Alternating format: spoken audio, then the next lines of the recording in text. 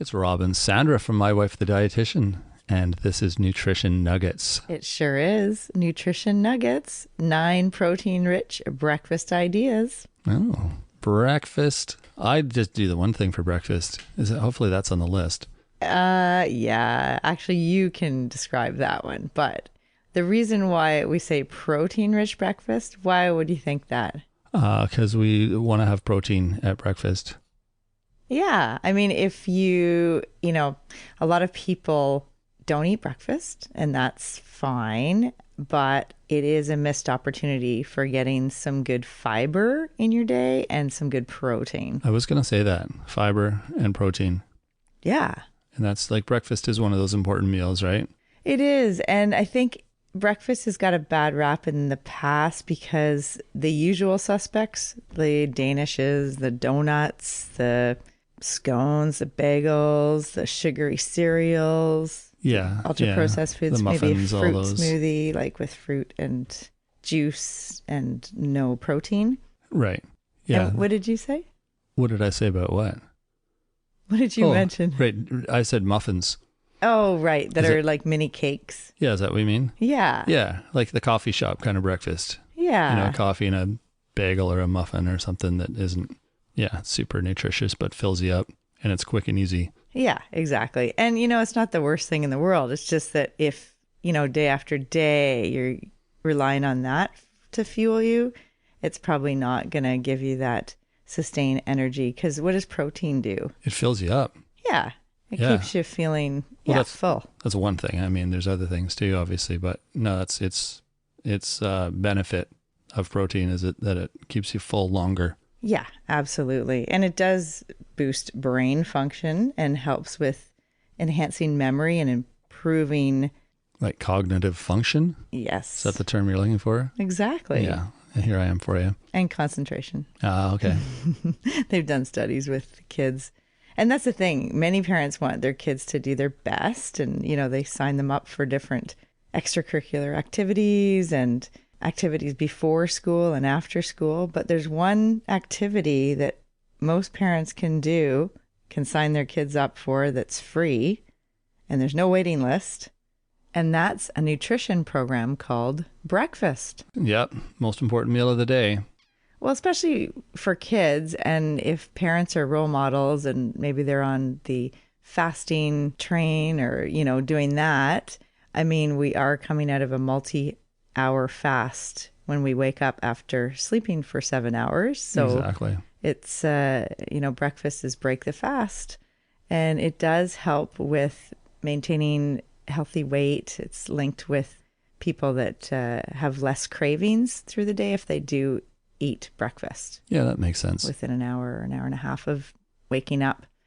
So what's your favorite breakfast, Rob? So I think everyone knows my go-to is oatmeal with a whole bunch of stuff in it. I've been doing that for years, and I just find that I like variety, but at the same time, I know that I'm getting everything I need with that breakfast, and I can get my variety through my other meals. Hey, Rob. Oh, hey, Sandra. Let's assume that there's people listening that have never heard this before. What's the stuff quotes that you say that you add to your oatmeal? I was gonna get there. Okay. And yes, welcome to the new people.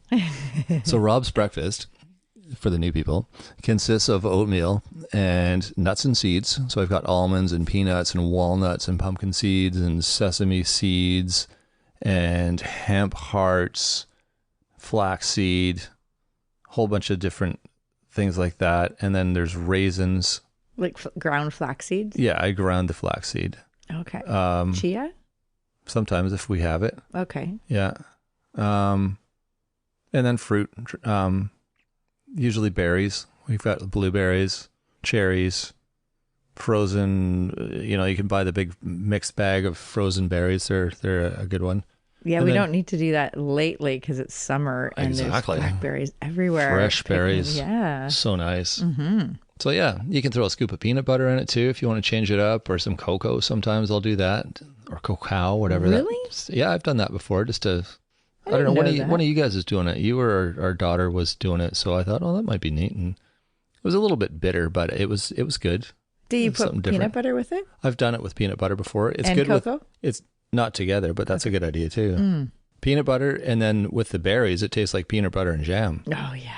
Right? Oh, and then yeah, all the nuts delicious. and stuff make it crunchy. I'm going to do that next time. Yeah. Oh, I wish it was breakfast time. Yeah. So you're getting everything you need. It's like one-stop shopping there with that breakfast. And like I said, I like eggs and that sort of breakfast too, but it's a little bit more work making a whole big egg breakfast.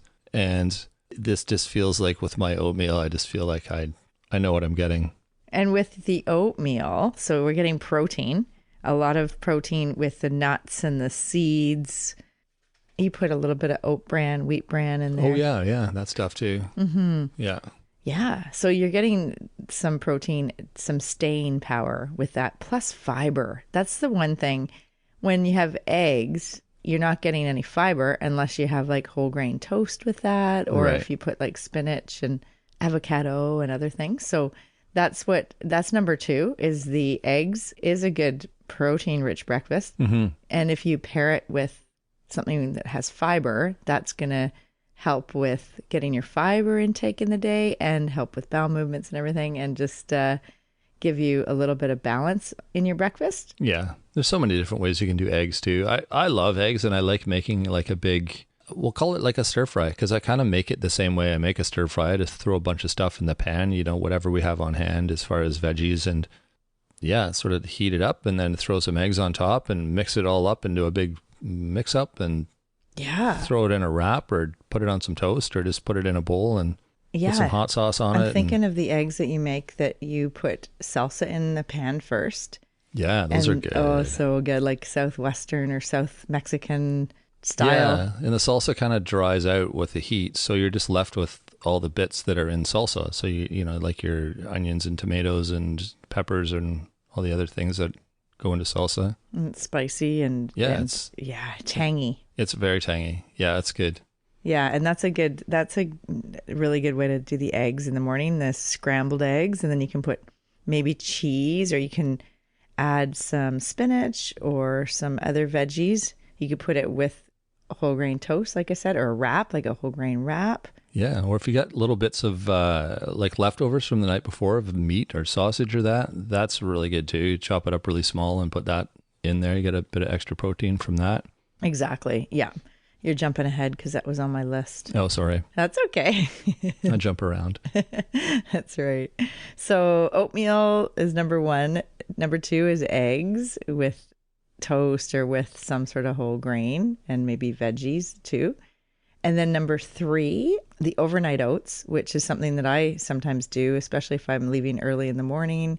Use the mason jar, and you do it the night before, and you just put your oats in there and add some sort of either oat milk or soy milk or regular milk just to moisten the oats. And then you put all what you put in your oatmeal. So all the seeds and all the stuff. Yeah, the seeds and the nuts and the berries, some sort of fruit, and you layer it, right? Mm-hmm. And then, and yogurt also for the probiotic part. And then if it's Greek yogurt, you get a bit more protein than the regular, because we did a whole episode, Nutrition Nuggets, on Greek versus regular yogurt and what's the difference nutritionally. You know what I used to put in mine? What? Well, still do. If I have, like, sometimes for dessert at night, I'll have like a like yogurt and granola kind of thing. But if we don't have actual granola, then whatever is kind of crunchy and I can substitute for granola. And then my nuts and seeds, and I'll throw cottage cheese in with the yogurt because it's extra protein. You don't notice the flavor. I don't mind the flavor, but some people don't like the flavor. But if it's all mixed up with all that other stuff, you don't really notice it. And yeah, it's pretty bland. I mean, cottage cheese can kind of go into, it's actually on my list for in the smoothie. Yeah, you can add it to a whole bunch of stuff for a kick out. Like, it's got tons of protein in it. Yeah. Like, just look at the label. It's got like 20 grams of protein per, I don't know, a small amount. It's half huge. cup or something. Yeah. So So you're saying to put the cottage cheese in with the yogurt, with the nuts and seeds, maybe the granola. I've never added it to my oatmeal, but when I have like something that's yogurt based, I'll add it to that. Oh, I see. Okay. Oh, interesting. Okay. Like a yogurt and granola kind of thing. So that would be a breakfast too? Oh, it used to be my breakfast until I started doing oatmeal because, yeah, we were going through way too much yogurt and cottage cheese, I think. So I thought, well, maybe I'll just use water instead. Interesting. Oh, okay. Okay. So that's an option. It's not like a daily breakfast, but you might have it 1 or 2 times. Like I a said, week. I'll do it as more of a dessert. I might even throw some chocolate chips in there too, just because. Yeah, it's like a trail mix They're with good. the like Smarties or whatever. I've done that. Actually, trail mix is really good with yogurt because it's Yeah. like a substitute for granola. You just like throw a bunch of trail mix in a bowl and cover it with yogurt and you're off to the races. So you could do that for breakfast too. You could do that for breakfast. Yeah, absolutely. Yeah. Anything to break that fast, to give you some energy, because you know the carbs too are the gas that runs the car for energy. So the carbs give you energy and the protein gives you that staying power. It fills you up. Right. And the fiber helps to keep you filled up too, and it helps to increase your amount of fiber that you need in the day, and then helps with keeping things regular. What kind of things? Your bowels. Those things. Yep, we know. Yeah. So number 4, I mentioned the smoothie. So what do you put in the smoothie that has protein? Well, cottage cheese, yogurt. Oh, and we did a Nutrition Nuggets 18, all about homemade smoothies. Exactly. Yeah. Whatever milk, if you're using some sort of milk or soy Yogurt. milk or whatever. Yeah, yogurt. An egg, I suppose, or maybe not. Some people do that, but I wouldn't. I would do maybe the liquid pasteurized egg if you really want egg protein in your smoothie. I don't really support cracking a raw egg in to a smoothie. Just, I mean, food safety wise, like, do you really want to get food poisoning from your breakfast? no. Okay. Well, you could put egg white or the liquid pasteurized egg from the carton is pasteurized. Right. Okay. That's a good idea. I think there's And like what else? simply egg white or something. What else has protein then? Hemp hearts are good. They're lots of protein. You can dump some of those in. It's pretty much the same ingredients in your oatmeal that goes in a smoothie. Minus the oatmeal. Yeah. But yeah, the same kind of things that you add. And maybe not the nuts. I even put the oat bran in my smoothie. Sometimes you can put a little bit of oatmeal, just like a different ratio than the actual oatmeal that you're eating, like in a bowl. Like with the smoothie, it's more of a drink that you're True, yeah. through a straw or whatever. Right. Awesome. So how many have we done here? 4? Yeah. Okay. Okay. So 5 actually is the egg omelet with avocado, like a wrap, or, you know, just using that extra, like getting some vegetable in there with the egg too, Okay. like an omelet. So we kind of talked a little bit about the eggs and number 2. Right. All right. 1, 2, 3, 4, 5, 6. Sure. Chia pudding. Chia pudding. Yeah. So do you remember how to make it? Remember Projecta in the leaky gut episode? Yeah, exactly. Don't you was- just like put chia in whatever your liquid is and you let it sit and it gets kind of like gelatin-ish? Yeah. Yeah, exactly. It does. It's got the soluble fiber, so it thickens and expands and gels. And I'm just figuring out, it was episode 73 with Projecta, and that was her go-to dish that she would bring to potluck for, I get a dessert, Right. the chia pudding. And you can put fruit and different things in that too, right? Yeah, and there's a little bit of protein with that in the seeds of the chia. All right, the next one is bean burrito. A bean burrito, yeah. That would be good. I've never thought of that for breakfast. Well, not in my own, I mean, at a restaurant, I've seen it on a menu. Probably had it. Yeah, great idea. What do you put in your bean burrito? Oh, just like lots of tangy stuff and salsa and veggies and avocados. What kind of veggies? Well, lettuce, onion, tomato, peppers, cabbage maybe. That sounds delicious. And black beans or pinto? Oh, both. All the beans. I'm not picky. I think we did a whole episode on beans. Beans, they're good for your heart. Yes. And I think it was episode 42. 45. 42. You Oh, what? nailed it. I totally just took a random You guess. nailed it. And there's Wow. a really good blog article that we did all about black beans versus pinto beans. And what's the difference there? I can't remember, but you can look it up on their website. I got some homework to do, it sounds like. All right. So we're almost at the end here. So the number 8 is a whole grain cereal. So if you like bran flakes, but if you pair it with milk or yogurt, then you're getting some protein from that. From that, yeah. Yeah. Plus you're getting the fiber from the whole grain cereal. Throw some fruit in it too, maybe. Exactly. Yeah. Yeah. Totally. Am I jumping ahead again? No, that's perfect. That's great. All right. And the thing is, you want to choose a cereal that has a good amount of fiber. So at least 2 grams of fiber per serving, but more than 5 grams of fiber per serving is even a better thing to aim for. Yeah. And low sugar, right? Exactly. The fiber should be higher than the sugar. Is that the rule? That's a good rule. So if it has like 15 grams of sugar and 3 grams of fiber, that's no good. That's off. The ratio is off. Yeah. Yeah. So you want like 6 grams of fiber and no sugar, or just a little bit. It's really hard to find cereals that have more than 4 grams of fiber. Oh, and that have low sugar too. Yeah. Yeah. Exactly. I don't remember which one we did on. Oh, it was Food Labels, episode 9. We talked all about that. That's a really good episode. It is good. I listen to that sometimes too, just to remind myself how to shop. Because it is confusing. It's like, okay, what did we say? What did I say? What wisdom did I give everybody that I've now forgotten? I have to go and remind myself. That's funny. That's awesome. And the last one, number 9, is one you've already mentioned, leftovers. Cold pizza. I was just going to say. Yeah, any leftovers. Love cold pizza for breakfast. Totally. Whatever you want that's in the fridge that is going to give you some energy, and if it's a meal the night before, it's probably got some protein in it. Exactly. So breakfast doesn't have to be eggs and bacon or oatmeal. Mm-hmm. Right? Mm-hmm. You can. It really annoys me when you go to a breakfast restaurant and they give you this menu that's got like 4 things on it, and I'm like, come on, like, there's more options than just eggs and a muffin or whatever. Like, I don't know. Absolutely. Yeah. No, that's really.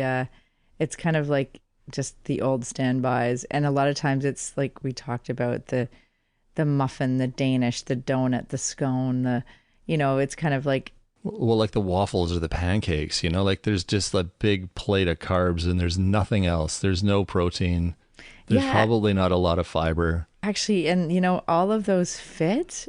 Like, add some peanut butter to your pancakes, or you can make them. You can actually make pancakes and waffles with like bean flours too. Right. So there's ways to like increase the fiber and protein in your pancakes and waffles. Yeah, and top it with fruit and yogurt, and then you've got a bit more of a complete meal. Look at that. We just did 10. Bingo. My goodness. Wow. Well, I think that will hopefully give people some good ideas about breakfast. Yeah, we challenge you to try something new off the list. Let us know what you think, what your new favorite is. Yeah, I think so many times we are autopilot when we're making our breakfast in the morning, especially from I am too. And maybe I'll challenge myself to try something different, and I'll let you know. Yeah, me too. And I think I have this bean book here, full of beans. Full of beans. And it's got like bean brownies, and it's got different alternative kind of desserts. And that sounds good. More beans. Yeah, there's lots of recipes in there. So more beans. Beans are good for your heart. Perfect. All right. Well, thanks for coming out today, everyone, and sharing your time with us. It's always appreciated when you guys are listening. If you want to check out our website and our social media pages, that would be awesome too. You can find us at mywifethedietitian.com, and on social media, we are Facebook, Instagram, and YouTube under My Wife the Dietitian. And if you have questions or comments, or you want to give us an idea or for the show, or something you want to talk about, or you want us to talk about, you can email us your question at mywifetherd@gmail.com. And don't forget to rate and review the show. We always appreciate that. It helps us keep the show going, getting more listeners involved. And it's just win-win for all of us. Yeah. And next week on Monday, we're going to be talking about eating and breathing, essentials for life. So how food can affect breathing and with all the different forest fires and air quality advisories. We want to bring that up and how nutrition's important in all seasons for all reasons. Yeah, that'll be a good one to tune into. So that'll be next Monday. So until then, have a great week, everyone. Thanks, Rob. Thanks for joining us today on My Wife the Dietitian. If you like what you heard, don't be shy. Leave us a comment or review, and be sure to share our podcast with your friends. If you'd like to hear more, hit that subscribe button. You can also follow us on our social media pages for updates, episode trailers, and other odds and ends. For more info and links on what we discussed on today's episode, check the show notes. We'll be back next week with another informative and fun-filled episode.